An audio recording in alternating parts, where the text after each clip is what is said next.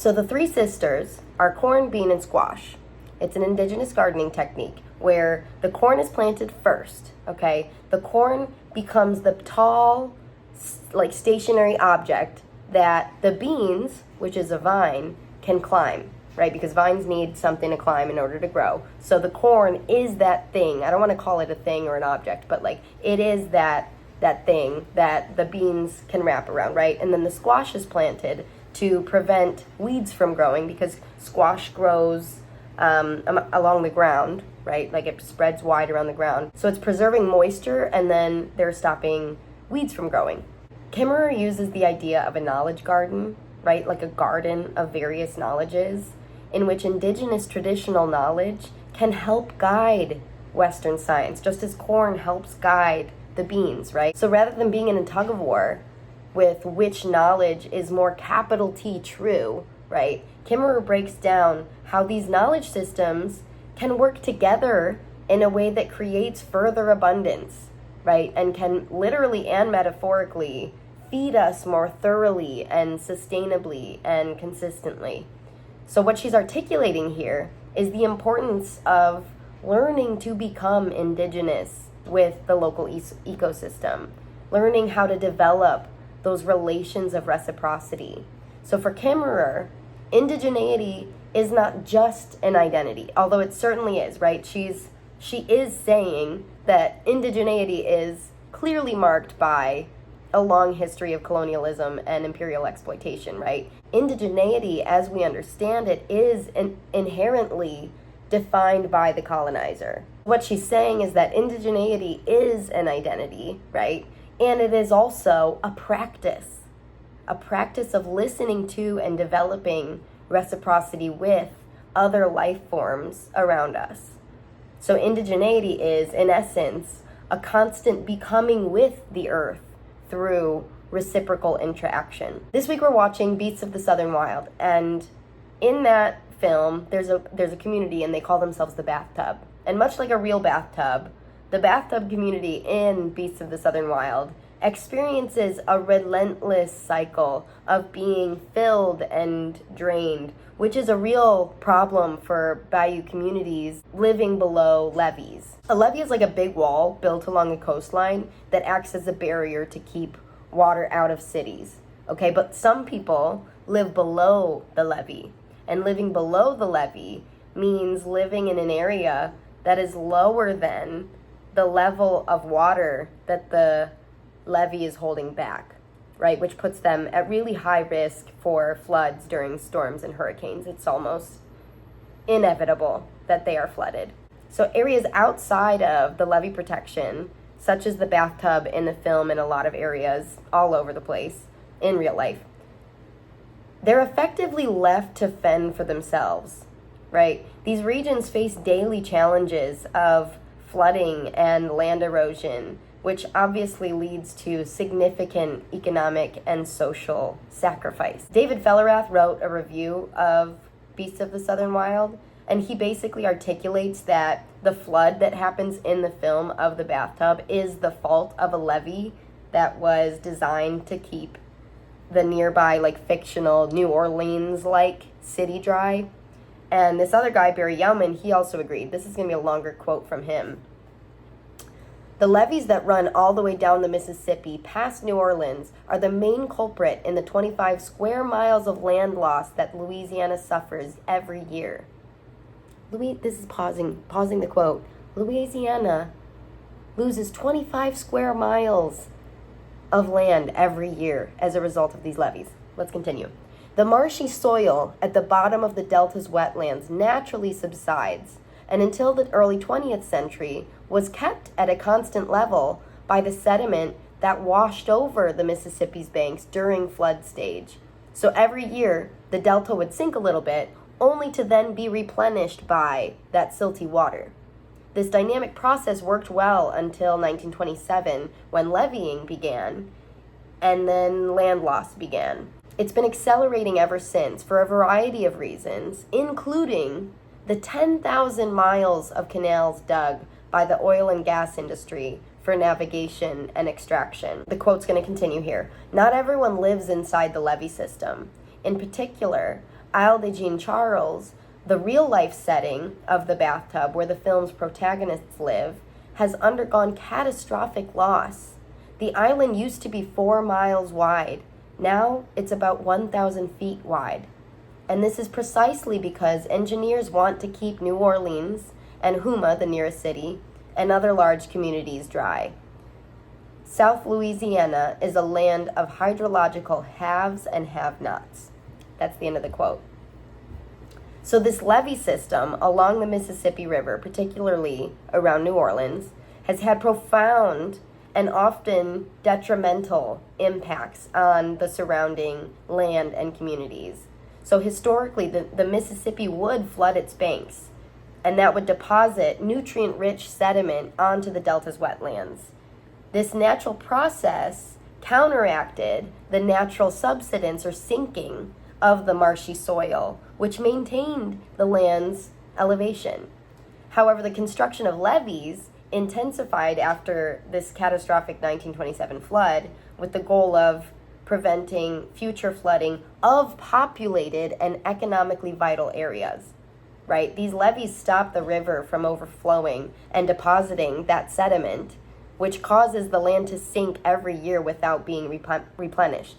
As a result, Louisiana loses almost 25 square miles of land every single year. So economic sacrifice zones like the bathtub exist as a result of these levees. Okay? The levee system creates a stark division between areas that are protected and areas that are not, which is a division of significant economic importance, right? Cities like New Orleans and Houma are often prioritized at the expense of smaller, less protected areas like Isle de Jean Charles, which is the real life community that the community in the film is based off of. So the lack of sediment replenishment, combined with the other environmental and industrial factors, creates a really precarious living situation for areas like the bathtub and Isle de Jean Charles. Precarious meaning like unstable, uncertain, what's going to happen. So this is a necropolitical issue, meaning it is a political issue regarding death. Like death is at stake here. The loss of lives are at stake. So this is a necropolitical issue, not just for the humans living within that land loss and constant flooding, but also for various species, right? Numerous bird species, including the brown pelican, which is literally Louisiana's state bird. They depend on these wetlands for nesting and feeding and resting during migrations. There's also a lot of wetland plants and various marsh grasses that are at risk, right? And these plants are crucial for maintaining the ecosystem and providing food and habitat for numerous other species and preventing further erosion. The loss of these habitats leads to a decline in biodiversity and disrupts ecological balance, which impacts not just like wildlife, right? But also human communities that rely on these ecosystems for resources and protection from storms. So Kimmerer reminds us that all flourishing is mutual. That's one of the things she says throughout Braiding Sweetgrass. All flourishing is mutual. But land loss and decline in biodiversity also reminds us that all withering is mutual. Protecting large urban areas that have significant economic activities and dense populations, that tends to be a higher priority than protecting low-income indigenous communities, as is the case with Isle de Jean Charles. Isle de Jean Charles, which is the real-life area that the bathtub in the film is based on, that is a primarily indigenous community, right? And so the federal government, they have initiated a program to relocate residents of Isle de Jean Charles to safer areas, but these are essentially displacement programs rooted in colonial logic. Beasts of the Southern Wild challenges the logic that deems the U.S. government safer than one's ancestral lands, even when it's flooded. So Hush Puppy, which is the main character, she's a 6-year-old, she lives in the bathtub with her father, Wink, and a hurricane floods her community, the bathtub, And a bunch of the community members begin building boats made from old pickup trucks and like makeshift raft homes. And they trust that they're going to find a way to survive. They're going to become indigenous with the new ecology of their home, just as they always have. This is a quote from Hush Puppy in the film. Everybody loses the thing that made them. It's even how it's supposed to be in nature. The brave men stay and watch it happen. They don't run. So as a 6-year-old, Hush Puppy becomes a brave man, right? Throughout the film, Hush Puppy becomes this post-gender revolutionary. Hush Puppy's father, Wink, gets Hush Puppy to flex her muscles and yell, "I'm the man." Wink is often drunk and abusive and neglectful, but the film also is showing us that care is really messy when you are a dying parent of a child in a flooded world. The care that Wink has for Hush Puppy is not a coddling type of care. It is not gentle parenting or whatever that's called. He's got tough love for that child, right? To care for a child in the midst of an apocalypse is to teach them how to survive. And that's what this film is essentially arguing, I would say. I would argue that that's what it's arguing. But when facing climate catastrophe, being a man is about being assertive and proud and confident and strong. She's taught to fish with her own hands, to defend herself, to escape from situations that she doesn't want to be in. So being the man is no longer exclusive to any particular age or sex or gender, which obviously queers the very definition of man. But also, at the same time, man and beast, or man and animal, have traditionally also been considered opposites of a dichotomy, right? But Hush Puppy is taught to break that binary too. When Hush Puppy starts to use a tool at some point in the film to open up a crab, Wink intervenes and snatches the tool from her. And he essentially tells her, if you want to eat, you're going to have to make it happen yourself, right? She's 6, but again, care is messy when you're dying and you're trying to teach this kid how to survive, right? So when Wink tells her you're going to have to make it happen, her community sort of rallies behind her and chants, "Beast it, beast it." And she rises to the challenge and she successfully opens the crab and she gets to feel that sort of confident pride in her own capabilities, right? But what I appreciate about this film is it sort of is asking, what is the use of the gender binary when the world is ending? When your world is ending? What is there left to gain from the human-beast dichotomy when it comes to basic survival skills? When natural disaster strips away all of our tools, what are we still capable of alone and in community? Here I'm reminded of Robin Wall Kimmerer's words towards the beginning of Braiding Sweetgrass, where she asks, this is a quote, "How can we begin to move toward ecological and cultural sustainability if we cannot even imagine what that path feels like?" Jose Esteban Munoz would agree, emphasizing Kimmerer's call for imagination. Okay, this is a quote from Jose Esteban Munoz. "The future is queerness's domain. The here and now is a prison house.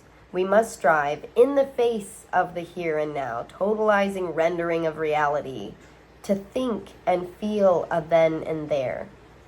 So what Munoz is articulating, echoed in Mark Fisher's book, Capitalist Realism, is that bureaucracy and capitalism intentionally stifles what we individually and collectively imagine to be possible or realistic. Those who conceptually agree with prison abolition but say it's not realistic, that would be an example, right? We rely on existing systems to dictate what we deem to be plausible, regardless of the fact that we have the agency to change those systems. But rather than systems, Kimmerer calls them stories, right?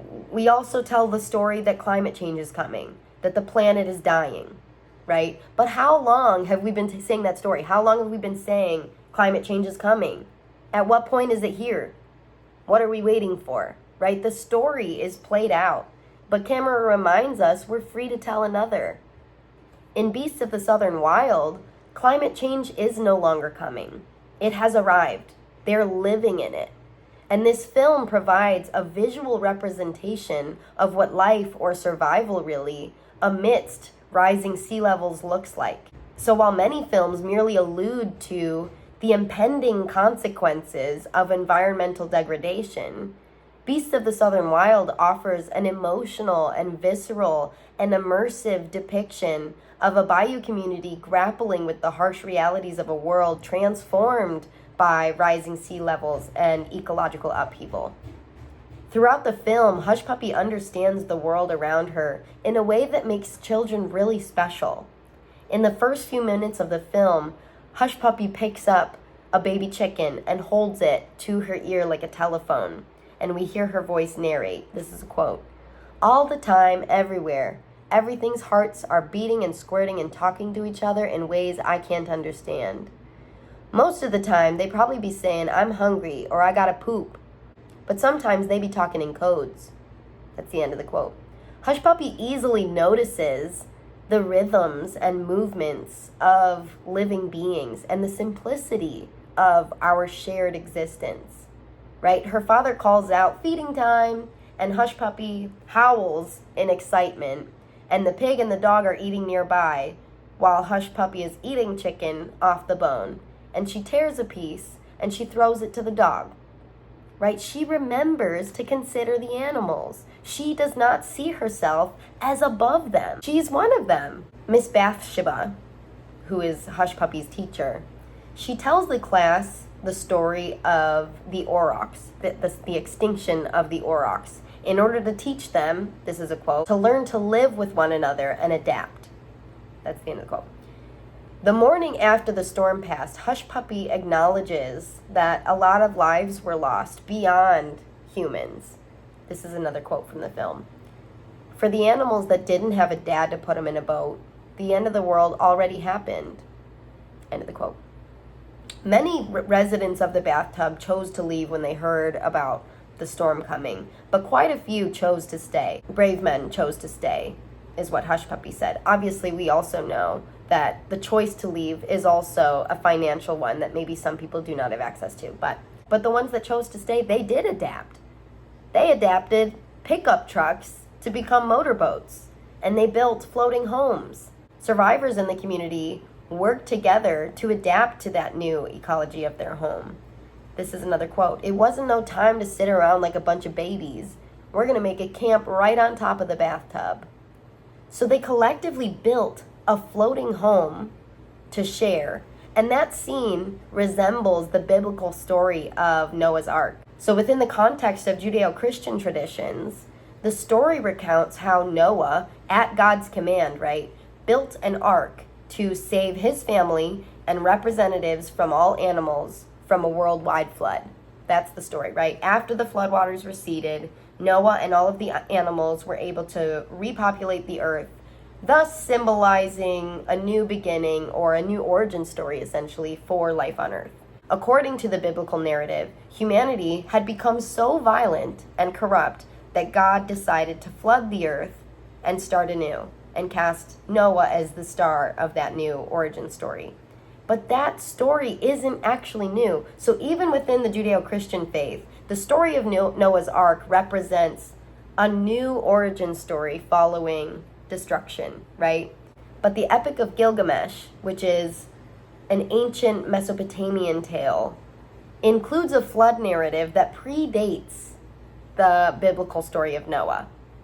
Okay, in that myth, the gods decide to flood the earth to punish humanity, but the god Ea warns Upnapashtim, a righteous man, to build a boat and save himself, his family, and various animals.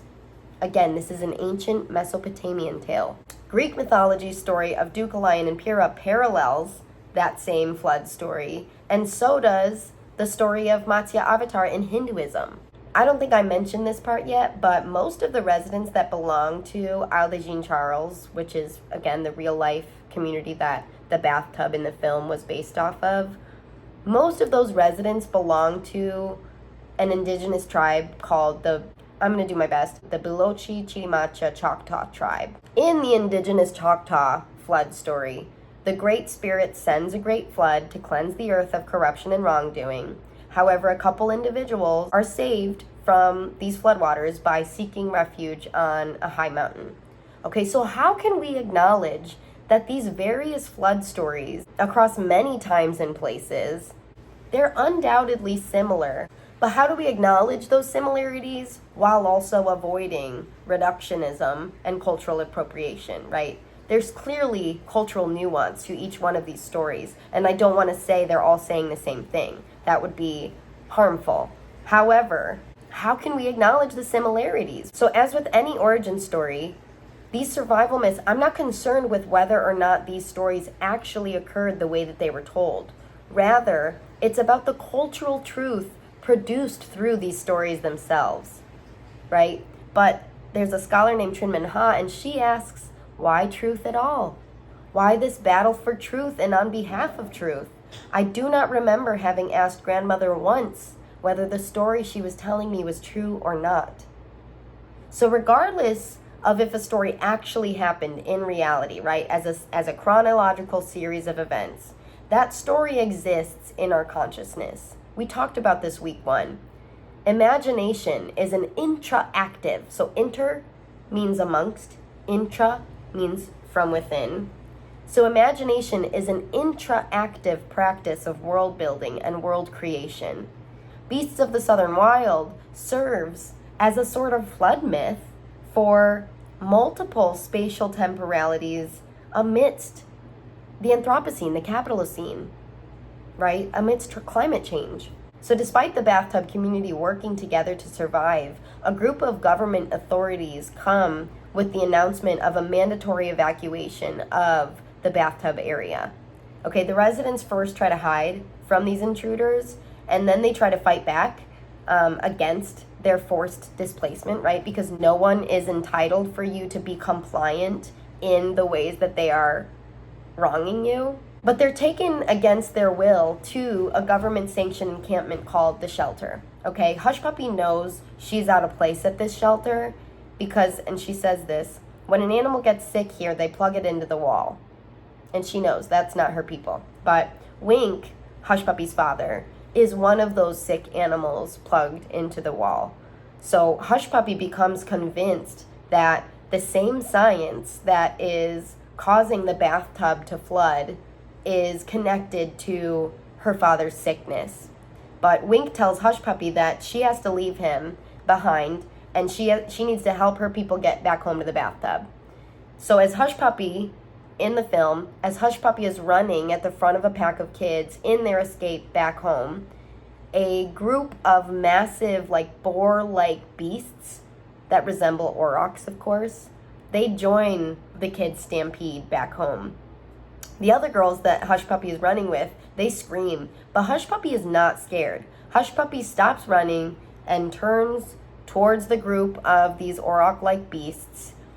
And, like, briefly as Hush Puppy is looking into the beast's eye, there's like a flashing image of her father in his hospital bed, almost as if he's like also watching Hush Puppy look fearlessly into the eye of extinction of this auroch, right?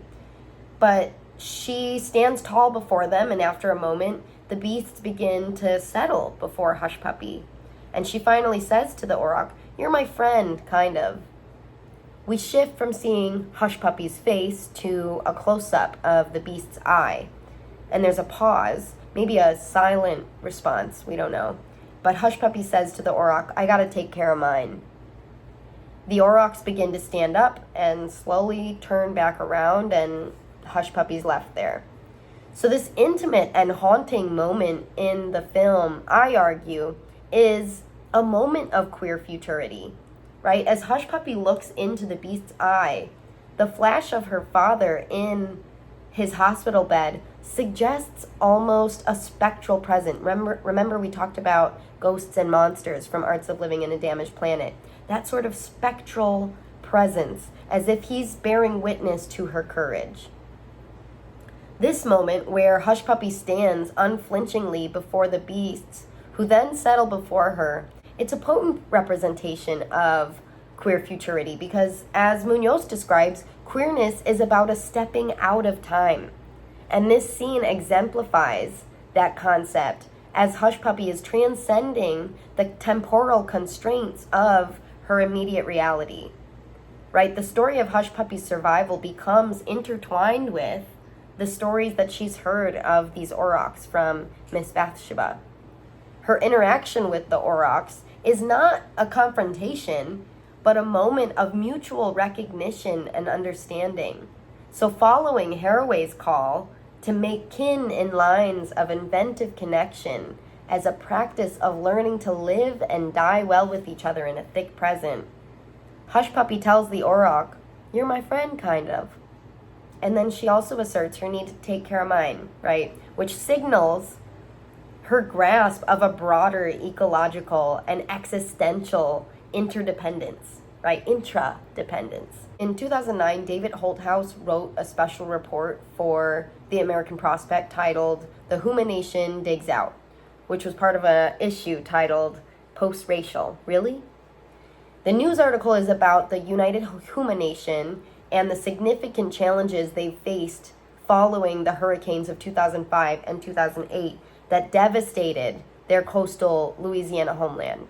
Okay, so the Huma, historically tied to the land's edge due to centuries of migration and conflicts with French and English settlers, they rely on fishing and farming for sustenance and income. Okay, coastal erosion and wetland loss have obviously diminished the Huma's ability to farm and heightened the impact of hurricanes for the land itself, right, as we talked about. While the state of Louisiana recognizes the Huma Nation as a tribe, they are not recognized by the federal government, making them ineligible for federal emergency funds. Okay, so furthermore, Holthouse reports that, and this is a quote, "Because Jim Crow laws prevented Huma children from attending public schools until the mid-1960s, and the few Indian schools only went up to the 7th grade, many older Huma today have trouble accurately completing disaster relief paperwork that's confusing by any standards." In that article, he's talking about how when Hurricane Katrina happened, there were all of these volunteers came to help, right? But he says with the flooding that happens in Isle de Jean Charles with the United Huma Nation, there weren't volunteers because people didn't know about it. So he says, once New Orleans was out of danger, media outlets avoided tragic stories and they called it hurricane fatigue. So Tribal Chief Brenda Dardar Robichaud responds, "I can't believe this is happening again. It makes you stand back and evaluate what is our future? Where is our future?" So Hurricane Katrina, one of the most devastating hurricanes in history, struck on August 29th of 2005. And then 16 years later, on August 29th of 2021, Hurricane Ida slammed into the U.S. Gulf Coast, devastating bayou communities on the south of Louisiana, such as the city of Huma, named after the Huma tribe, right? But Chief Robichaud's words, "I can't believe this is happening again," those words continue to reverberate well after and before this article even came to fruition.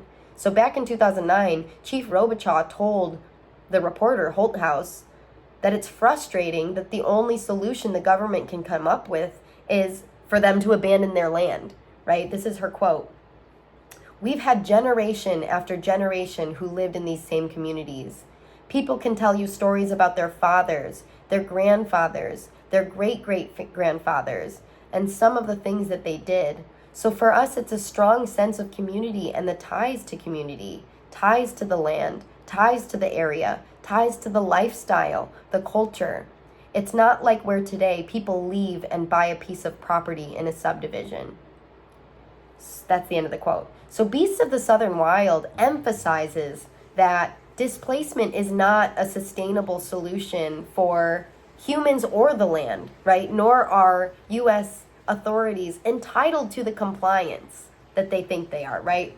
The strong sense of community, continuity, and cultural ties to the land in the film and in Chief Robichaud's interview is contrasted with the more transient nature of modern suburban living, where people frequently move and resettle without any sort of connection to any particular place or land, right? The film challenges the dominant narrative of capitalist realism, which assumes that governmental and economic systems are the ultimate protectors and benefactors, despite often prioritizing exploitation and extraction over sustainability and cultural preservation. Haraway says it in fancier words in Staying with the Trouble, but Hush Puppy doesn't need to learn from Haraway. She says it best: brave men stay. In Louisiana, unless a city is significantly impacted, hurricanes often receive minimal attention and support.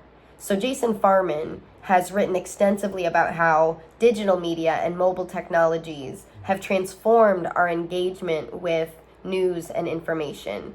So the advent of digital and mobile technologies has led to a demand for immediate news updates through real-time reporting on social media platforms, right? Which has changed how news is gathered and disseminated, right? Dispersed.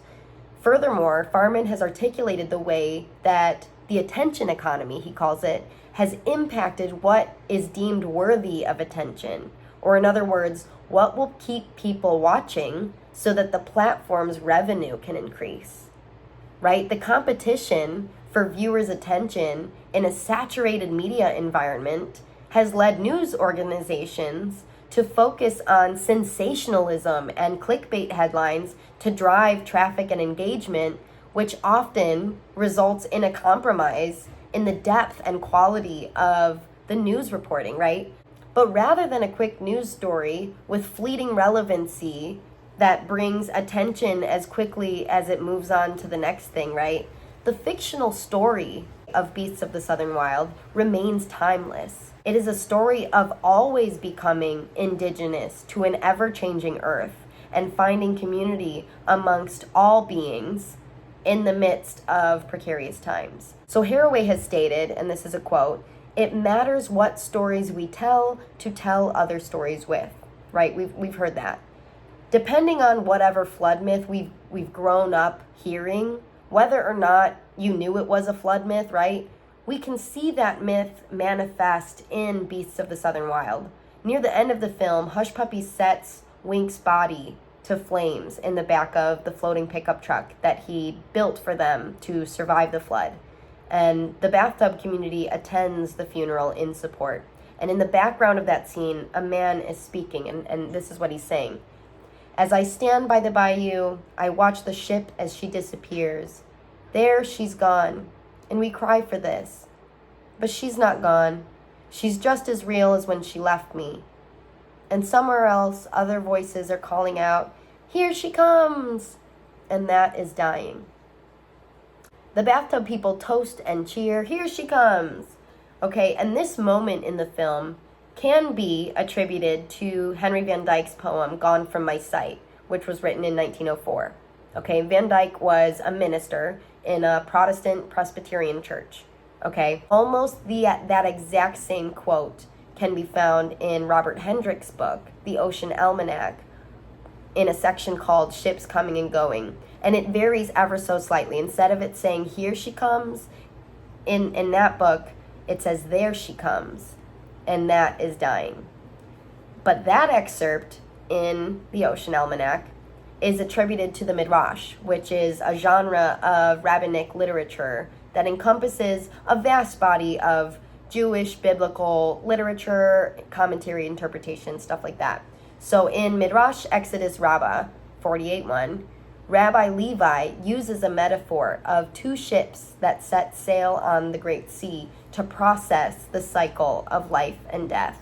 Okay, Rabbi Levi emphasizes the importance of celebrating not just the beginning of life, the birth, but also its conclusion or death, right? He suggests that while the beginning of one's journey into life, their birth, right, may be greeted with joy and anticipation, it's the completion of that journey marked by death that should be truly honored, he says. But these varying sources, Christian, Jewish, folkloric, demonstrate just some of the different stories that we tell about death and how to process death, right?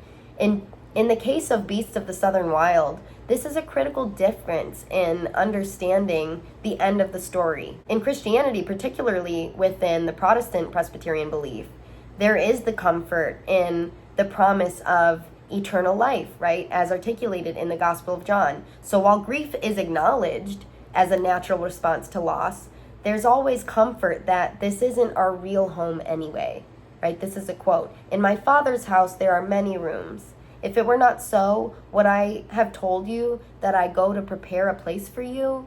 And if I go and prepare a place for you, I will come back and take you with me, that you will also be where I am." So this passage spoken by Jesus emphasizes a heavenly home prepared by God, providing solace that death is merely a transition to an eternal reunion with loved ones, right? But returning to Kimmerer's comparison of the stories of Sky Woman and Eve, death is reciprocal, even sometimes regarded as a gift that nourishes and sustains life for other life forms, right? For example, when a tree dies, it provides nutrients for the soil, which in turn supports new growth, right? Which in turn supports the ecosystem, and the cycle continues, right? How might that change the ending of the story? If we hear it from, if you consider the end of the story, if you consider that moment based on the stories that you grew up hearing, how does that change your interpretation of the film, right? What if we hear that moment of the film, "Here she comes," from a decolonial perspective, right? Can we listen to the story of beasts from the perspective of the mycelium, right? Rather than the perspective of the tree? The Bathtub community's cheer, "Here she comes," during the funeral celebrates life and recognizes the continuation of existence beyond death. So just like the aurochs, who are extinct, life, that of humans and beyond humans, lives on in story, right? The aurochs may be extinct, but they live on in story. They exist because I still am telling you about them. Now they exist in your consciousness, right? An honorable death, in the case of the bathtub, is not one that happens to someone while they're plugged into a wall. For Hush Puppy, an honorable death is one that can be celebrated and surrounded in community, right? An honorable death is a mere transition into that imaginative realm of a child. So the bathtub is a fictional place in a fictional moment that represents a multitude of places and temporalities, right? It's not just any particular area, nor is it any particular hurricane. Okay, the film's director, Benh Zeitlin, he and his crew immersed themselves in Louisiana bayou communities to capture the unique culture and landscape and challenges faced by real-life residents. But rather than a quick news story with that fleeting relevancy, that fictional story is timeless, right? Zeitlin is a son of two folklorists, meaning he's likely aware of the power of story, as well as how the story itself is documented and shared. Okay, so in a podcast episode, Zeitlin, the director, says that stories are how we learn the world. This is a quote from Zeitlin. "I think this goes to the feeling of freedom, looking at how freedom changes as you grow, being a very particular type of freedom that children have just by the nature of not having learned what the rules are. As we grow, we start to limit what we believe is possible. When you're a kid, there isn't a delineation between this is real and this is my imagination. It's all real. That's your life experience." That's the end of the quote. Beasts of the Southern Wild uses magical realism, which is a literary and artistic genre where magical elements are incorporated into a realistic environment, to combat capitalist realism, which is that pervasive belief that capitalism is the only viable economic and political system, right? Capitalist realism naturalizes capitalism, but Beasts of the Southern Wild is switching it and sort of naturalizing magic, right? From Hush Puppy's perspective, the everyday hardships of life in the bathtub are intertwined with fantastical elements, such as these mythical aurochs and her visions of the melting ice caps and the rising sea waters, right? She perceives her surroundings not just as they are, but as a blend of real life challenges and historical, mythical occurrences. So Hush Puppy's vivid imagination and perception of the world blur those lines between reality and fantasy.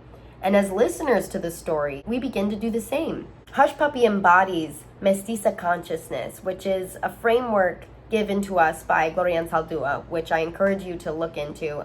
That'll be a later lecture.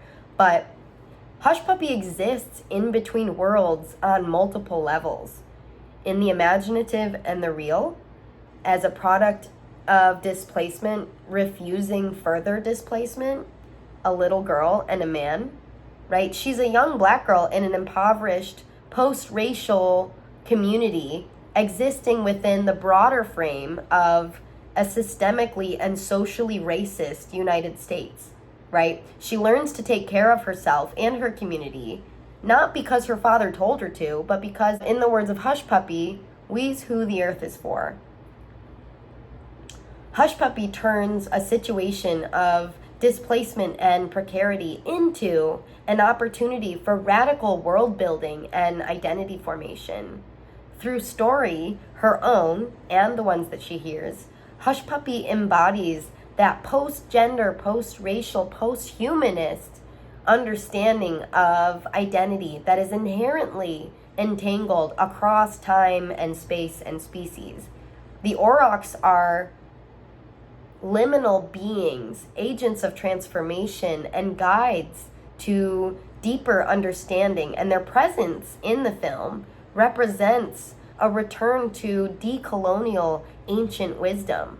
These aurochs are ancient creatures from a distant past, brought back to life through Hush Puppy's imagination and her understanding of the environmental upheaval caused by these melting ice caps. So as a child, Hush Puppy lives in a constant state between security and threat, childhood and adulthood, reality and imagination. Hush Puppy learns to see herself as part of a larger ecosystem, and she's deeply connected to the people and the animals and the environment around her. She listens to the stories that her teacher tells in class, and she retains those stories and she learns from them, right? These stories, as she remembers them, blends fact and fiction. And that is the beauty of the mind of a child who has yet to learn how the world works, as Zeitlin said. Hush Puppy understands how the extinction of the aurochs is deeply entangled with her own community's experience and her own father's sickness as a result of climate change and displacement, right, for profit. Hush Puppy has not yet learned the ways that we as adults divide the world and ourselves into separate discursive boxes, right? So when you're watching this film, I want us to embrace the wisdom of children. So the things that we are trying to unlearn, the ways that we have learned the world works, and the ways that we are trying to actively unlearn that as natural, like denaturalize the way the world works, right? And capitalism being natural, for example. Kids, we can learn that from kids, right? Kids don't know how that world works. They have to learn it. So that's one of the unique elements from this film that I really hope you engage with. So I'm sorry that this lecture was a little bit later. I'm definitely going to extend the deadline to adjust to make sure that you all have time to complete your work on time. But thanks again for listening. Can't wait to hear your thoughts.